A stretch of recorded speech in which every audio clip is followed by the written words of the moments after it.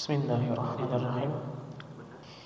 Innal hamdalillah nahmaduhu wa nasta'inuhu wa nastaghfiruh wa na'udzu billahi min shururi anfusina wa min sayyiati a'malina may yahdihillahu fala mudilla lahu wa may yudlil fala hadiya lahu. Asyhadu an la ilaha illallah wa asyhadu anna Muhammadan abduhu wa rasuluh. Faqala Allah ta'ala fi kitabihil karim, a'udzu billahi minasy syaithanir rajim. يا أيها الذين آمنوا اتقوا الله حق تقاته ولا تموتن إلا وأنتم مسلمون فقال رسول الله اتق الله حيثما كنت أما بعد. Hadirin para pemuda yang saya hormati, alhamdulillah pada kesempatan malam hari ini Allah masih memberikan kita sebuah kesehatan beserta kenikmatan yang sangat luar biasa sekali. Dari kesehatan dan kenikmatan itu kita bisa menjalankan perintah-perintahnya, menjalankan bagaimana kita selayaknya umat muslim, yaitu menjalankan sholat berjamaah dan dilanjut dengan thalabul ilmi. Dan mudah-mudahan Allah Subhanahu wa taala selalu memberikan kita kesehatan yang mana agar kita bisa menjalankan perintah-perintahnya dengan khusyuk dan tenang. Insya Allah pada kesempatan malam hari ini kita semua akan membahas tafsir surat Al-Kahf dari ayat pertama. Jadi insya Allah dimulai dari sekarang kita menghancak ya.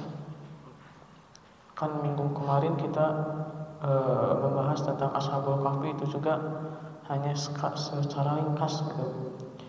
Tapi apa salahnya kita sudah mendapat sebuah pelajaran-pelajaran yang sangat luar biasa sekali yang bisa ditanamkan di dalam kehidupan kita semua.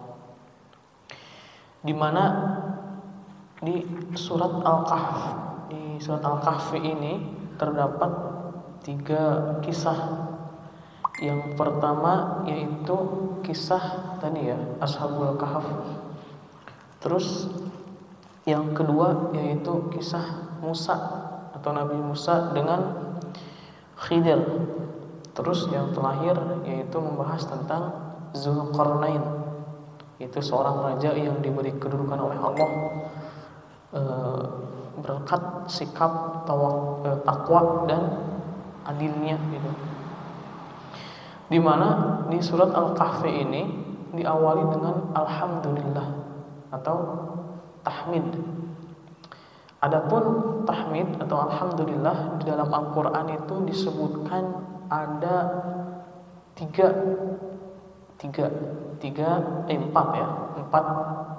bacaan tahmid, khususnya di ayat pertama. Yang pertama Al-Fatihah kan? Alhamdulillahirabbil alamin. Terus yang kedua di surat Al-An'am. Dan yang ketiga itu di surat Al-Kahf. Keempat di surat Suba, dan yang terakhir di surat Fatir. Nah, sebelum lanjut ke pembahasan, kita dibiasakan untuk membaca ayat beserta artinya dulu. Yang perlu kita ketahui, ketika kita membaca Al-Quran, kita sudah mendapat sebuah pahala yang sangat besar sekali. Dan juga yang perlu kita ketahui, ketika kita membaca 1 huruf, kita juga sudah mendapat 10 pahala kebaikan. Jadi contohnya alif lam mim itu kan sudah 3 huruf. Jadi dalam artian bukan semua, tapi 1 huruf. 1 huruf kita sudah mendapatkan 10 kebaikan. 10 kali 3 sudah mendapat 30 pahala kebaikan. Jadi sangat luar biasanya sekali gitu kan ya. Allah menurunkan Al-Quran untuk dibaca. Dalam artian Allah juga memberikan ufahnya itu tidak sia-sia gitu, ada ufahnya, yaitu apa? Pahala. Kalau kita nanti ngahajakeun untuk mendapatkan sebuah pahala, apalagi 10 pahala kebaikan akan susah gitu kan. Tapi ini Allah menurunkan Al-Qur'an untuk dibaca, bahkan tidak hanya tidak hanya pahala saja yang kita raih, tapi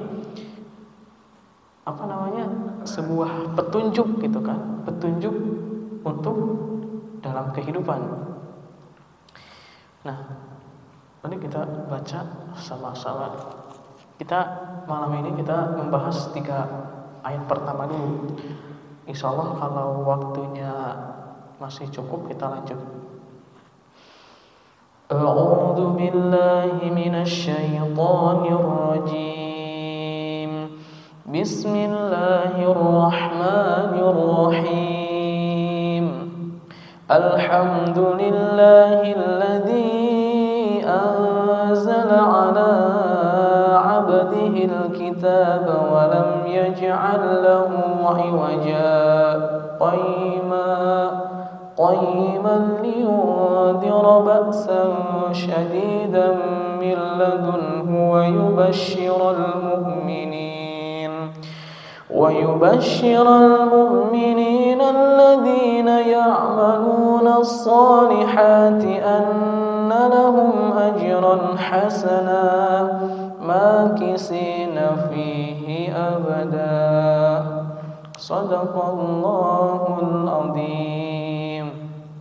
Adapun artinya, segala puji bagi Allah yang telah menurunkan kepada hambanya Alkitab Al-Quran, dan dia tidak mengadakan kebengkokan di dalamnya, sebagai bimbingan yang lurus untuk memperingatkan siksaan yang sangat pedih dari si Allah, dan memberi berita gembira kepada orang-orang yang beriman yang mengerjakan amal soleh bahwa mereka akan mendapatkan pembalasan yang baik.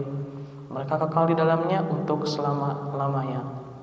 Di mana di ayat pertama yaitu menjelaskan tentang Allah Subhanahu wa taala memuji dirinya, sebab dialah yang menurunkan kitab suci Al-Qur'an kepada Rasulullah sallallahu alaihi wasallam sebagai pedoman hidup yang jelas. Melalui Al-Qur'an Allah memberi petunjuk kepada kebenaran dan jalan yang lurus. Ayat Al-Qur'an saling membenarkan dan mengukuhkan ayat-ayat lainnya sehingga menimbulkan keraguan-raguan. Nabi Muhammad SAW menerima amanatnya menyampaikan Al-Quran kepada umat manusia. Disebut dalam ayat ini dengan kata hambanya untuk menunjukkan kehormatan yang besar kepadanya, sebesar amanat yang diberikan ke pundaknya. Jadi dalam artian di ayat 1 ini, secara tidak langsung kita itu sudah memuji kepada Allah dengan apa? Dengan ucapan alhamdulillah atau dengan tahmid, ya, tahmid.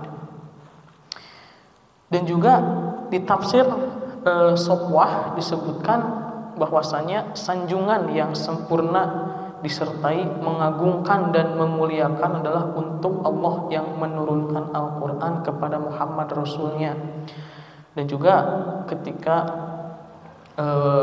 tahmid di ayat Al-Kahfi ini, yaitu sanjungan kepada Allah bahwasanya Allah itu sudah menurunkan Al-Quran kepada siapa? Kepada Nabi Muhammad SAW. Jadi intinya bersyukur bahwasanya Allah itu sudah menurunkan Al-Quran kepada Nabi Muhammad.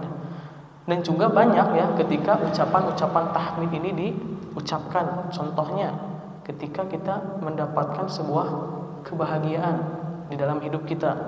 Contohnya kita itu mendapatkan sesuatu yang membahagiakan gitu. Padahal rencana itu tidak dibikin oleh kita. Namun terkadang banyak orang ketika dia mendapatkan sebuah kebahagiaan, dia itu lupa dengan mengucapkan hamdalah gitu kan. Padahal hamdalah ini adalah ucapan berterima kasih kepada Allah karena Allah itu sudah memberikan sebuah kenikmatan, bahkan sebuah sesuatu yang mungkin menurut kita itu sangat sangat luar biasa sekali itu. Bahkan ketika kita mengucapkan alhamdulillah, contohnya kita mendapatkan harta nih, terus harta itu kita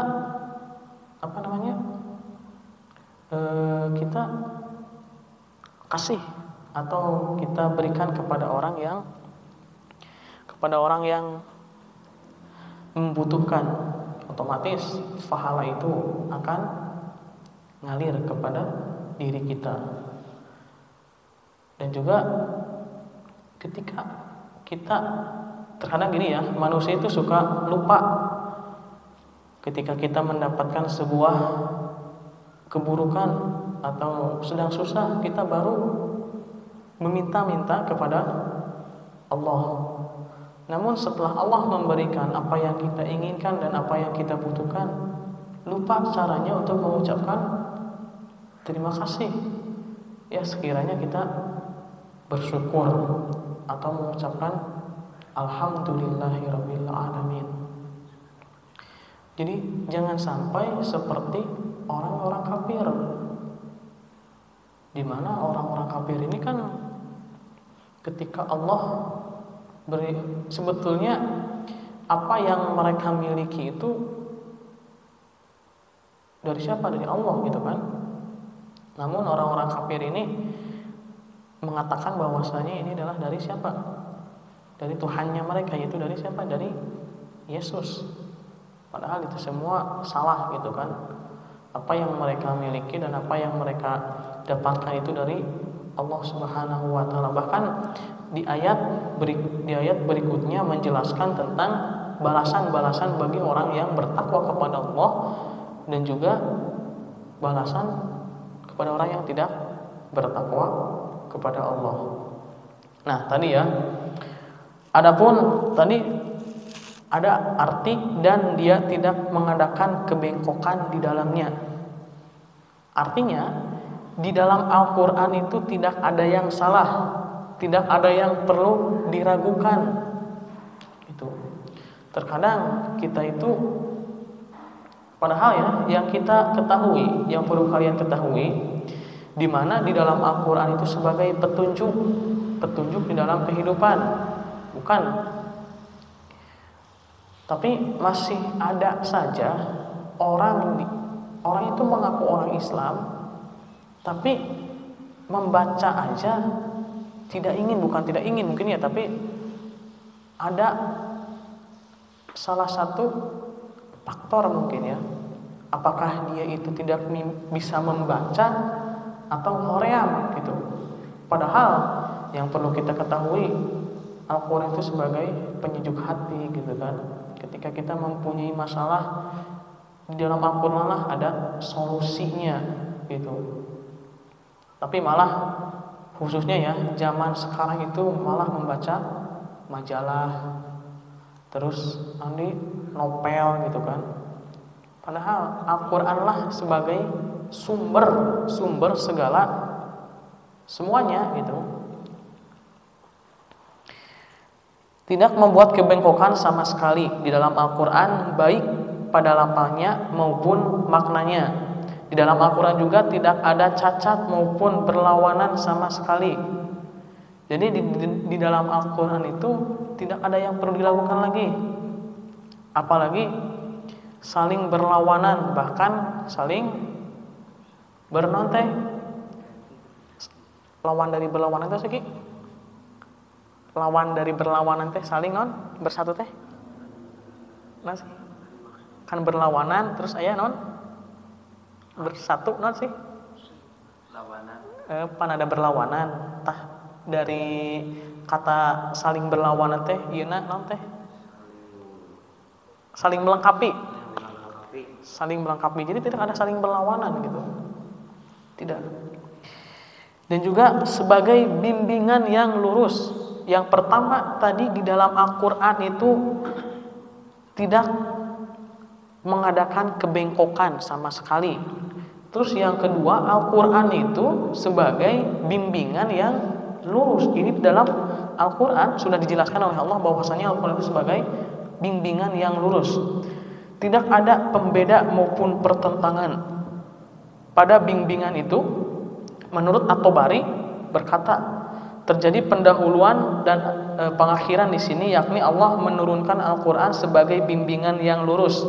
Tidak ada kebengkokan, perbedaan maupun perlawanan padanya, tidak melenceng dari kebenaran. Jadi saling melengkapi satu sama lain gitu. Jadi tidak ada perlawanan, tidak ada kebengkokan, bahkan sangat sempurna sekali gitu. Nah, di ayat berikutnya, yaitu di ayat kedua, yaitu sebagai bimbingan yang lurus untuk memperingatkan siksaan yang sangat pedih dari sisi Allah dan memberikan berita gembira kepada orang-orang yang beriman dan mengerjakan amal soleh, bahwa mereka akan mendapatkan pembalasan yang baik, gitu kan ya.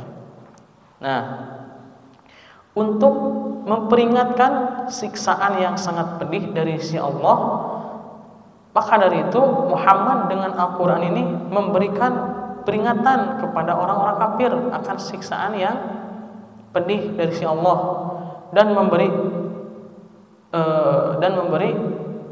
berita gembira kepada orang-orang yang beriman yang mengerjakan amal soleh. Nah, pasti ya orang-orang kafir itu sudah pasti mendapatkan balasan yang sangat pedih sekali. Bahkan orang-orang kafir sudah dinyatakan sebagai para penghuni neraka jahanam, gitu kan, selama dia masih kafir. Jadi tidak ada sebaik-baiknya kafir itu ya tetap kafir, gitu kan, terkecuali sebagai orang muslim. Sebaik-baiknya dia orang muslim pasti derajatnya itu dinaikkan, tapi sebaik-baiknya orang kafir tetap orang kafir, gitu.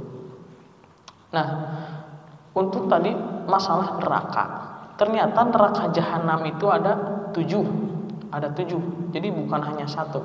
Seperti surga ya, ada Firdaus, Aden, terus yang pokoknya ayat 7 ya, ayat 7. Nah, yang mana waktu di pengajian sebelumnya pernah dijelaskan ya, bahwasanya ketika para penghuni surga itu, para penghuni surga tingkatan pertama itu bisa melihat ke tingkatan bawah, terus tingkatan bawah tidak bisa melihat ke tingkatan atas. Sebaliknya terus, yang pertama bisa melihat yang kedua bisa melihat yang ketiga, yang ketiga bisa melihat yang keempat terus berikutnya. Dan ketika yang ketujuh tidak bisa melihat ke atas. Kenapa demikian? Karena peringkat satu bisa melihat peringkat yang pertama agar dia itu mensyukuri dengan apa yang Allah sudah kasih. Karena fasilitasnya pun pasti beda jauh, gitu kan. Jadi takutnya yang bawah melihat yang ke atas itu tidak mensyukuri apa yang dia Allah berikan atau dia tempati. Nah, maka dari itu di kehidupan pun sama, gitu kan. Jadi jangan selalu melihat ke depan. Dalam artian ke depan itu ke dalam kehidupan, dalam bergaya, gitu kan. Jadi tong kena aya baturan berpakaian dengan bagus, dengan mewah, tong kapanasan, gitu kan. Terkadang kita mah wah, jadi nanti buka elehkeun gitu tah. Jadi jangan sampai hal itu seperti itu nanti terjadi. Lihatlah ke belakang kita. Bahkan di belakang kita itu masih kekurangan makanan, bahkan tidak mempunyai tempat tidur, harta pun tidak punya, gitu kan. Kita mah makan aja satu hari 3 kali, 2 kali. tapi masih ada di belakang kita, atau dalam artian di belakang kita itu di luaran sana, yang mau makan satu kali pun dia itu susah payah gitu kan. Sedangkan kita mau satu kali nanti pada sekali memang bener bebari lah gitu kan. 3 kali WG kacumponan kemudian sekali. Tapi di belakang kita itu masih banyak orang-orang yang kesusahan. Nah, jadi emang kita perlu melihat ke depan, perlu dalam artian dalam hal-hal positif gitu kan.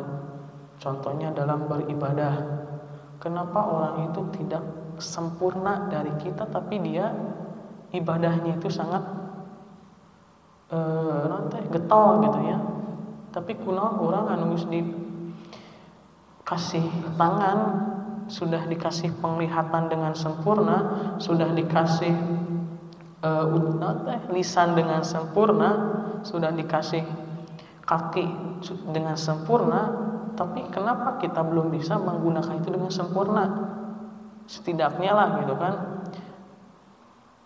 Nanti setidaknya kita menghindari hal-hal yang negatif gitu kan.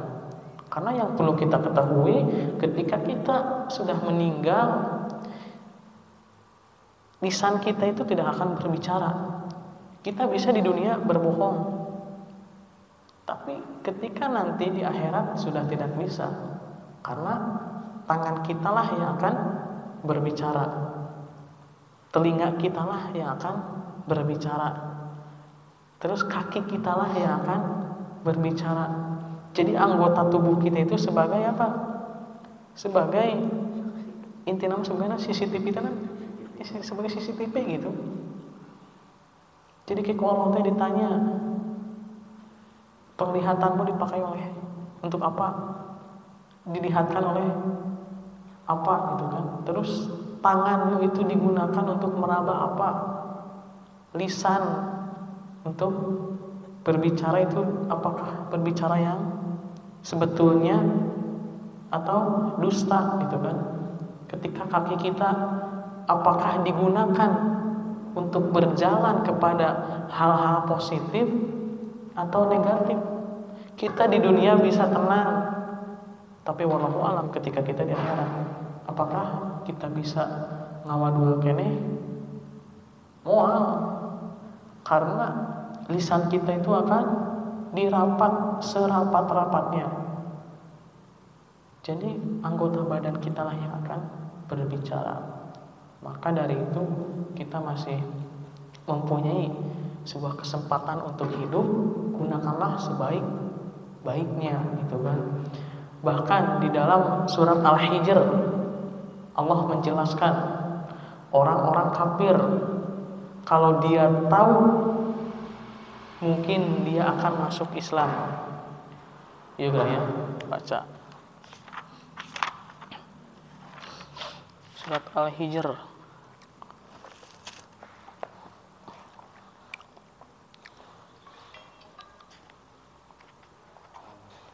A'udzu billahi minasyaitonir rajim. Alif lam ra. Tilka ayatul kitabil qur'anil mubin. Rubbama yawmaddul ladzina kafaru law kanu muslimin. Alif lam ra, surat ini adalah sebagai dari ayat Al-Qur'an, kitab sempurna, yaitu Al-Qur'an yang memberi penjelas. Orang-orang kafir itu seringkali nanti di akhirat menginginkan kiranya mereka dahulu di dunia menjadi orang-orang muslim. Orang kafir saja ketika dia sudah meninggal, ketika Allah memberikan kesempatan kepada mereka, mereka itu ingin menjadi orang muslim. Kenapa demikian? Karena orang-orang kafir itu sudah mengetahui siksaan-siksaan apa yang Allah berikan kepada mereka gitu kan. Tapi yang namanya hanjakal itu tidak dari awal gitu kan. Kenapa?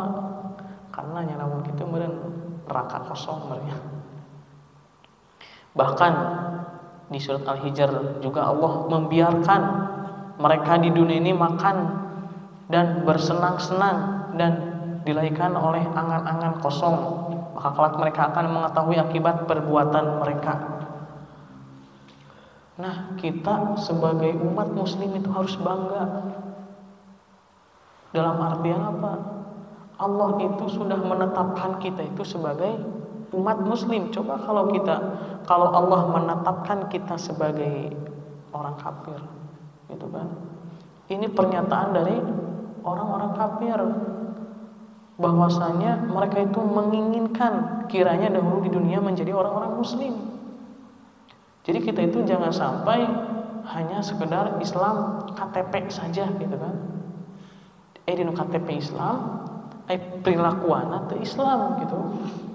Setidaknya kita meninggalkan hal-hal yang negatif, menjalankan perintah Allah yang ringan saja dulu, menjalankan sholat 5 waktu, gitu kan. Orang Islam setiap melakukan hal-hal positif, Allah akan balas atau Allah akan kasih upah, gitu kan. Itu dengan pahala. Contohnya ketika kita melakukan kebaikan maka Allah akan kasih pahala. Ketika kita menginfak akan kasih pahala, bahkan hartanya itu akan ditambahkan lagi. Coba orang kafir, ketika mereka melakukan kebaikan tidak akan Allah kasih. Ketika mereka akan menginfakkan hartanya, mereka tidak akan dikasih pahala plus intinya gitu. Nah, kita sebagai umat muslim bersyukur Allah sudah lahirkan kita itu sebagai umat muslim, gitu kan. Muslim itu pandangan saya, gitu kan, setelah mempelajari Al-Quran, ternyata sangat luar biasa sekali, gitu kan. Seetik Allah kasih pahala. Tapi eta gitu nanti ujiana anu berat mah. Setelah kita melewati ujian, maka insya Allah akan mudah, gitu kan. Apalagi ganjaran sholat, gitu kan. Pokoknya mah lamun dibandingkan dunia jeung saisina bakal eleh. Kalau kita menjalankan setiap waktu, gitu kan. Apalagi kita sholatnya itu secara berjamaah, itu tidak akan sia-sia. Tapi nyaeta kadang kieunya ngalakukeun, padahal melakukan hal-hal kebaikan itu nanti tidak berbayar, gratis. Bahkan dari kegratisannya itu akan menghasilkan. Coba kalau ketika kita melakukan hal-hal keburukan, contohnya ketika kita ingin berjudi berbayar, eta teh can puguh balik modal jeung teu nama, gitu kan.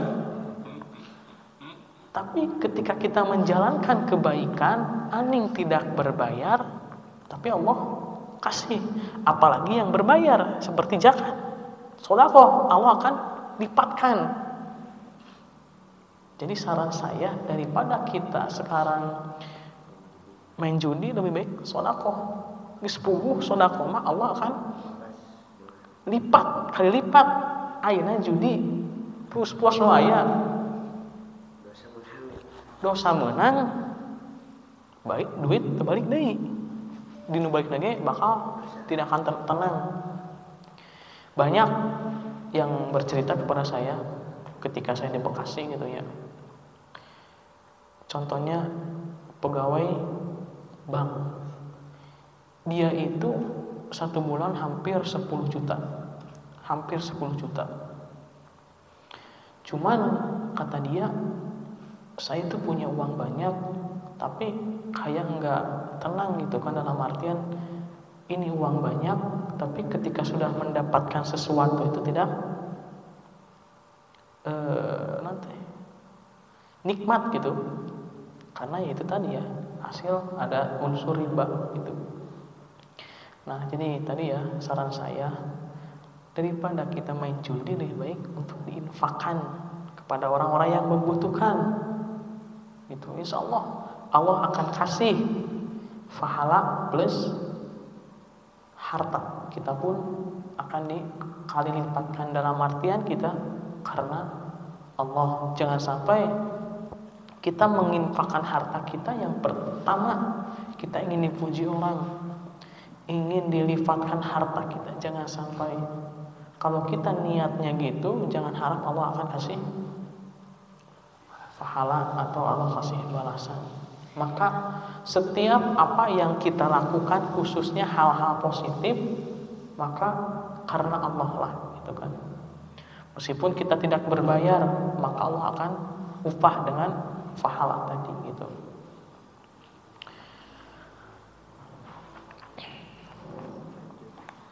Terus tadi berita gembira dan memberikan berita gembira kepada orang-orang yang beriman, yang mengerjakan amal soleh, dan agar Muhammad memberikan kabar gembira kepada orang-orang yang membenarkan Al-Quran dan mengerjakan amal soleh. Yang perlu kita ketahui, ketika kita mempelajari Al-Quran, Allah akan jamin kehidupan. Jangankan di dunia, di akhirat pun Allah akan jamin. Contohnya seperti tadi, ketika kita membaca satu huruf saja, Allah akan kasih pahala, yaitu pahala 10 kebaikan. Dan juga ketika mengerjakan amal yang soleh. Ini menurut tafsir Al-Aisar ya. Adapun menurut tafsir Kemenag, di ayat 2 ini Allah menjelaskan bahwa Al-Quran itu lurus, yang berarti tidak cenderung untuk berlebih-lebihan dalam memuat peraturan-peraturan. Jadi Allah itu memberikan atau menurunkan Al-Quran itu ala kadarnya, tidak dilebih-lebihkan. Terkadang kita ketika kita mempunyai masalah nih, diceritakan kepada siapa? Kepada orang, suka dilebih-lebihkan. Tapi Allah mah tidak. Ketika contohnya dalam hal rezeki, ketika kita berusaha, insya Allah Allah akan kasih. Contohnya Ashabul Kahfi yang sedang kita insya Allah bahas minggu berikutnya. Allah ceritakan dengan seadanya, dengan ala kadarnya. Jadi buat kita, pelajaran buat kita, ketika kita mempunyai sebuah masalah, terkadang kita masuk dia dudumbakeun gitu ya. Jadi teh ngageuleuhan ulah nepikeun ka kitu. Bicarakan aja ala kadarnya, seadanya apa yang sudah terjadi. Contohnya ketika pilpresnya anu geus cenah ieu mah ditaikeun cenah ieu mah gitu kan. Walau alam gitu kan. Kita mah hanya bisa berpikir positif saja gitu kan. Apakah itu atau benar atau tidaknya. Sehingga memberatkan para peraturan-peraturan sehingga memberatkan para hambanya. Tetapi juga tidak terlalu singkat sehingga manusia memerlukan kitab yang lain untuk menetapkan peraturan-peraturan hidupnya. Al-Quran diturunkan kepada Muhammad SAW agar beliau memperingatkan orang-orang kafir akan azab besar dari Al-Quran. Jadi Al-Quran ini secara tidak langsung untuk memperingatkan orang-orang kafir. Namun orang-orang kafirnya itu malah membantah gitu kan. Contohnya Nabi Musa itu kitab nanti Nabi Musa teh Musa Injil ya? Injil. Isa Injil namanya. Nabi Musa teh nasi Taurat ya. Taurat. Nah, itu sebetulnya untuk peringatan-peringatan kepada orang-orang kafir. Apalagi di waktu itu yang namanya orang-orang kafir itu sangat merajalela gitu kan. Nah, ketika zaman Nabi Muhammad, Allah menurunkan Al-Quran. Bahkan Al-Quran ini salah satu kitab yang sangat luar biasa, yang sangat beda dari Quran dari kitab-kitab yang lainnya gitu. Al-Quran diturunkan kepada Muhammad SAW agar beliau memperingatkan orang-orang kafir karena azab besar dari Allah. Karena keingkaran mereka kepada Al-Quran juga memberikan gambar kepada orang-orang yang beriman dan mengerjakan amal soleh bahwa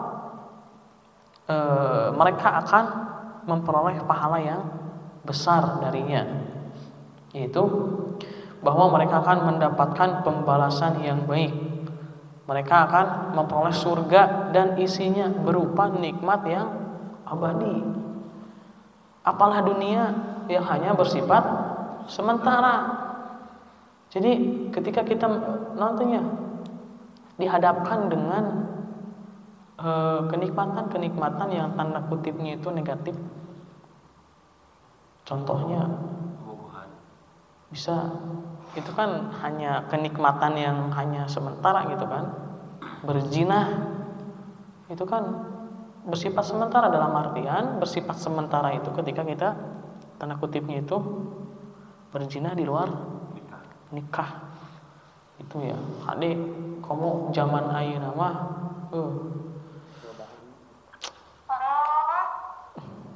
power pokoknya. Jadi gitunya.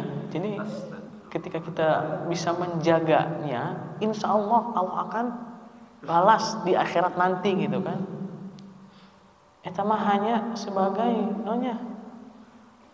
buta umumnya disebutnya.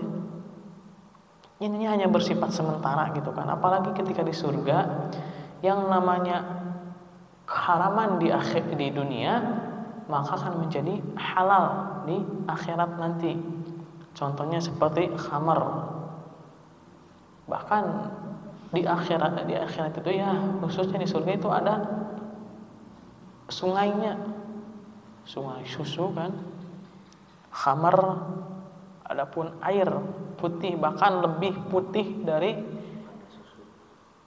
intinya bersusu gitu kan, lebih putih gitu kan. Tapi bagaimana caranya kita menyabari di dunia? Itu lamun urang sabar mah ya insyaallah gitu kan.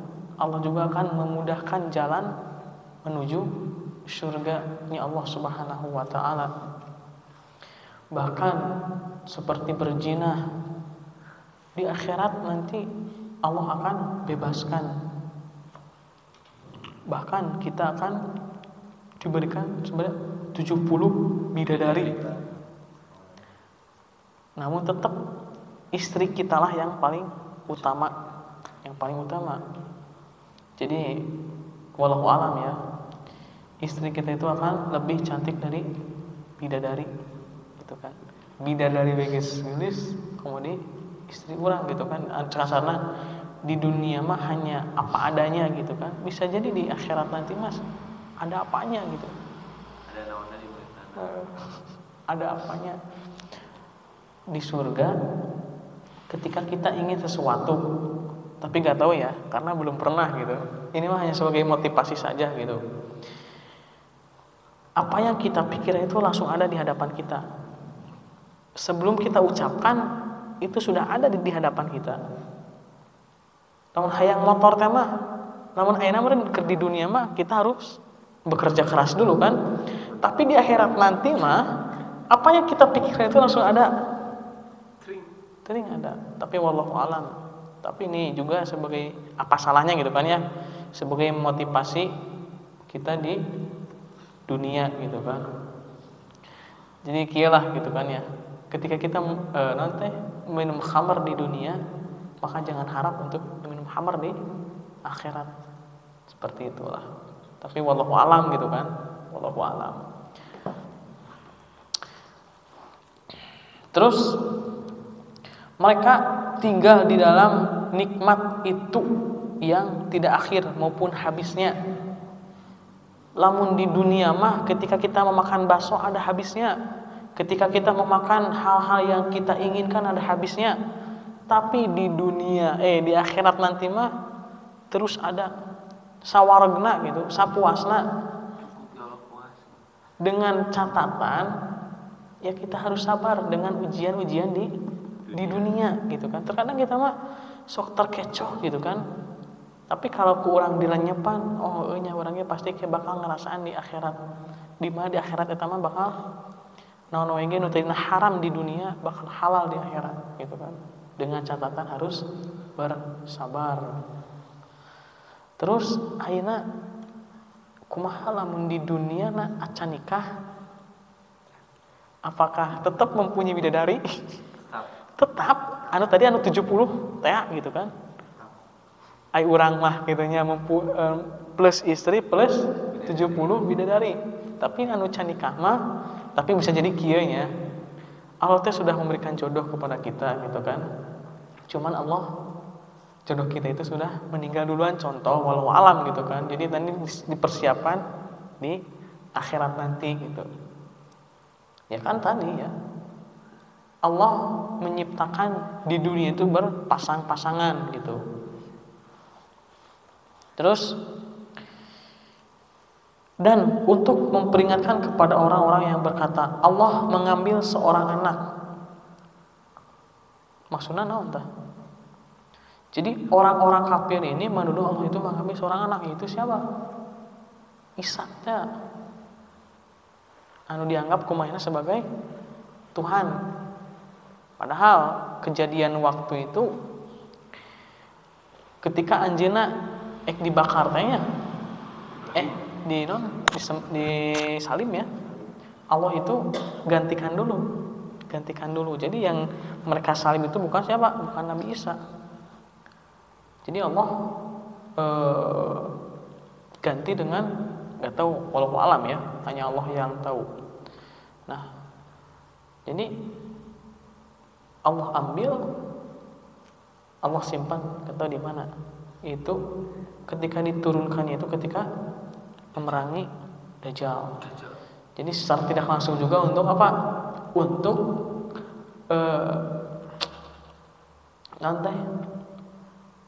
untuk ngayekeun kepada orang-orang kafir bahwasanya yang mereka sembah itu bukan Nabi. Ini ingin menunjukkan kepada orang-orang kafir kan ketika hari kiamat nanti Nabi Isa akan turun untuk memerangi Dajjal, akan duel dengan Dajjal. Secara tidak langsung ini akan Allah buktikan selama yang mereka sembah itu bukan Nabi Isa, melainkan orang yang Allah turunkan itu hanya orang biasa gitu kan. Nah, jadi Allah tipu dayakan orang-orang kafir gitu. Dan agar Muhammad memberi peringatan kepada orang-orang kafir itu yang mengatakan bahwa Allah mempunyai anak, akan siksaannya itu yang pedih. Al-Baidawi berkata, secara khusus Allah menuturkan mereka dan mengulangi peringatan itu agar kekafiran mereka lebih diperhatikan. Apa yang diperingatkan tidak disebutkan sebab sudah disebutkan sebelumnya. Jadi untuk memperingati bahwasanya yang mereka lakukan itu salah, yang mereka kerjakan itu salah gitu kan. Tapi kecongkakannya orang kafir gitu ya, tidak mendengar sama sekali, jadi diabaikan. Maka dari itu ketika orang-orang kafir dimatikan oleh Allah, terus Allah perlihatkan siksaan kepada mereka, mereka menyatakan kumahanya lamun baheula urang jadi jelma muslim meureun moal kieu gitu kan. Nya eta anu ngaranna naon teh hanjaka moal ti heula gitu. Eta tanya. Terus di ayat ketiga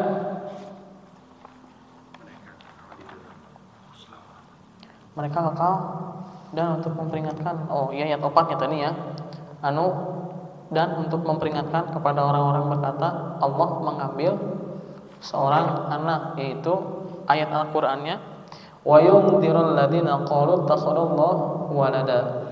Ayatnya ayat 5. Malahum bihi min ilmi wala li abaihim kaburat kalimatan takhruju min afwahihim yaquluna illa kadziba. Di mana di ayat ini menurut tafsir Kemenag anggapan mereka bahwa Allah mempunyai anak gitu kan, sama sekali tidak didasarkan atas pengetahuan dan keyakinan mereka sendiri. Nanti sakingnya mereka itu tidak mempunyai ilmu, Allah itu dianggap mempunyai seorang anak, saking bodohnya gitu kan. Dan juga di tafsir Al-Aisar dijelaskan, mereka sekali-kali tidak mempunyai ilmu pengetahuan tentang hal itu. Mereka sama sekali tidak mempunyai ilmu mengenai dusta besar yang mereka buat itu. Jadi menurut mereka itu apa yang mereka lontarkan itu benar gitu kan. Padahal menurut kita bahwasanya Allah itu satu, tidak mempunyai anak, tidak mempunyai istri gitu kan. Begitu pula nenek moyang mereka. Nenek moyang mereka juga menganggap hal yang sama, bahwasanya Allah itu mempunyai Allah itu mempunyai anak. Begitu pula para pendahulu mereka yang mereka ikuti, sehingga mereka semua bingung di lapangan kebodohan dan kesesatan gitu. Jadi intinya mah dia itu turun temurun. Jadi apa yang mereka lakukan itu benar. Jadinya guys, intinya mah geus kapalang meureun lah gitu. Jadi nyaku Allah teh meureun ya diambang-ambang dengan sebuah kebodohan dan kesesatan. Nah, menurut Kemenag, sungguh terlalu jelek ucapan mereka itu yang tidak lahir dari pikiran yang sehat, tetapi begitu sejak keluar dari mulut yang lancang, Allah menegaskan bahwa apa yang diucapkan mereka itu adalah kekafiran yang sangat besar karena tidak didasarkan atas keyakinan dan tidak patut diucapkan oleh seorang manusia gitu. Nya ada orang-orang kafir mah kan bukan tidak mempunyai ilmu gitu kan. Dia mempunyai ilmu, cuman ya ilmunya itu tidak diakui oleh Allah gitu. Jadi ilmu sosoranganan, tidak ada landasan-landasan dari hal apapun gitu. Yang tidak mengandung kebenaran, Allah Subhanahu wa taala mengingatkan Rasulullah untuk memerintahkan kepada umatnya supaya kembali kepada agama tauhid sebagaimana yang diajarkan Al-Qur'an. Katakanlah hai Muhammad, wahai ahli kitab, mari kita menuju kepada satu kalimat pegangan yang sama antara kami dan kamu, bahwa kita tidak menyembah selain Allah dan kita tidak mempersekutukannya dengan sesuatu pun, dan bahwa kita tidak menjadikan satu sama lain Tuhan-Tuhan selain Allah, yaitu nanti asyhadu an la ilaha illallah wa asyhadu anna Muhammadan Rasulullah. Tidak ada Tuhan selain Allah ya. Nah, itu. Jadi pada intinya di ayat 1 sampai 5 ini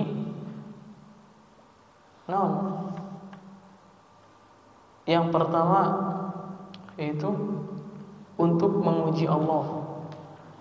Yang kedua, gambaran orang-orang yang berbuat kebaikan, balasannya, dan gambaran orang-orang yang berbuat keburukan beserta balasannya. Adapun untuk orang-orang yang berbuat kebaikan, tadi sudah dijelaskan bahwasanya Allah akan balas dengan kebaikan di akhirat maupun di dunia maupun di akhirat. Di akhirat itu selama-lamanya dia kekal di dalam surga. Adapun tadi orang-orang yang melakukan kejahatan, kekafiran, dia akan mendapatkan sebuah siksaan, yaitu di neraka yang Allah sudah siapkan, yaitu neraka jahanam. Adapun neraka jahanam itu ada 7. Itu kita mah tinggal milih saja ending gitu kan. Kita itu sudah capek-capek gitu kan, tapi endingnya malah buruk.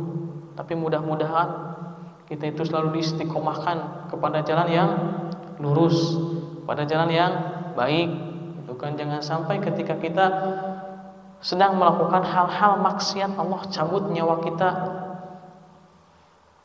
Jadi sia-sia selama contohnya selama 59 tahun kita itu sudah menjalankan perintah Allah, namun di dalam 1 tahun itu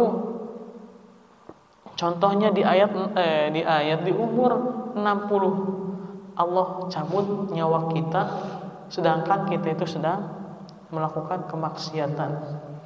Terkadang satu kesalahan itu akan menutup 10 kebaikan akan tertutup dengan satu kesalahan. Itu ya. Tapi satu kesalahan tidak akan tertutup dengan 10 kebaikan. Eta ya, kade ending itu namanya. Tapi apa salahnya? Bukan apa salahnya, emang seharusnya dari awal sampai akhir kita harus di jalan yang lurus, di jalan yang benar. Ihdinas siratal mustaqim. Kan? Sebetulnya di dalam sholat itu doa semuanya, khususnya di Al-Fatihah gitu kan. Itu kita itu meminta kepada Allah untuk berada di jalan yang lurus. Tapi nanya, ketika kita sholat kita itu ingin khusyuk. Ketika sholat kita ingin khusyuk, maka jadikanlah sholat itu sebagai kebutuhan bahkan keinginan gitu kan. Terkadang contohnya gini lah ya, ketika kita mempunyai sebuah keinginan, kita itu kan selalu berdoa dengan khusyuk kepada Allah, meminta. Nah sama halnya seperti itu, ketika sholat jadikanlah sebuah kebutuhan gitu kan, kebutuhan. Bahwasanya kita itu sholat itu sebagai kebutuhan. Jadi lamun urang teh sholat teh urang lieur lah contohnya gitu. Da samoal aya euy. Lamun ayeuna anu teu sholat, heuh teh tengah sholat urang bisi lieur teh sholat da samoal aya euy. Tapi lamun kanu judi, suka retek geuning ya. Aya judi gitu kan, suka retek ya. Tapi kunaon kanu sholat teu nepikeun ka kitu gitu tah. Nya eta gitu kan sebuah ujian tetah didinya anu berat nama gitu. Padahal ketika kita sudah menjalankan itu semua, pahalanya itu sangat luar biasa sekali gitu kan. Terus yang kedua, ketika kita sholat ingin nanti khusyuk, tapi tetap ya tidak sepenuhnya khusyuk ya, pasti tetap ada nanti ngaler ngidulna gitu kan. Maka harus dimengerti arti bacaan sholat tersebut. Imanya karasaku abdi gitunya. Nya bieu teh can penuh sautuhnya hafal artina gitu kan. Ketika kita Allahu Akbar, itu kalau kita hafal artinya otomatis pikiran itu langsung ke arti. Jadi tidak memikirkan ke yang lain. Ketika kita membacakan Al-Fatihah, alhamdulillahirabbil alamin, ente lisan membaca, hati dan pikiran ke ayat. Jadi otomatis insya Allah sholat itu akan khusyuk gitu kan. Ucapan mengucap, lisan itu mengucap, hati dan pikiran itu sedang membayangkan apa arti yang sedang kita bacakan gitu. Itu ya. Itu nanti ketika kita sholat ingin khusyuk. Jadi tadi ya di mana di surat Al-Kahf ini di ayat pertama itu sebagai itu anjuran, bukan anjuran sih ya. Jadi disuruh untuk memuji kepada Allah. Bukan memuji nanti bertahmid ya, bertahmid. Terus di ayat berikutnya yaitu balasan orang-orang yang beriman dan orang-orang yang kafir gitu. Nah, jadi gini ya, ketika Al-Qur'an ingin dijadikan sebagai pedoman hidup, sebagai petunjuk hidupnya, kuduki ya gitu. Al-Qur'an arti plus tafsir gitu. Insya Allah akan mudah gitu kan. Ketika menjalankan kehidupan akan merasa tenang gitu kan. Karena Allah akan jamin gitu. Akan jamin semua permasalahan akan terselesaikan gitu kan. Kita harus ingat ketika Allah memberikan sebuah masalah kepada kita itu tidak Tidak ada alasannya, pasti ada alasan yang tertentu gitu kan. Bisa jadi ketika Allah menguji kita itu Allah itu ingin lebih dekat lagi kepada hambanya. Kenapa demikian? Karena ketika kita diuji oleh Allah, terkadang kita itu baru ingat dengan adanya Allah gitu. Jadi tong salah paham wae gitu kan. Ya cenah Allah muji we ka aing geuleuh gitu Allah ka aing gitu kan. Dikarenakan tidak beribadah. Tidak seperti itu. Bisa jadi Allah itu ingin lebih dekat lagi kepada kita. Allah itu ingin ingin lebih dekat lah gitu kan. Secara tidak langsung ketika kita berdoa itu kan sedang berkomunikasi dengan siapa? Dengan Allah. Ketika kita sholat secara tidak langsung kita sedang berkomunikasi dengan Allah itu.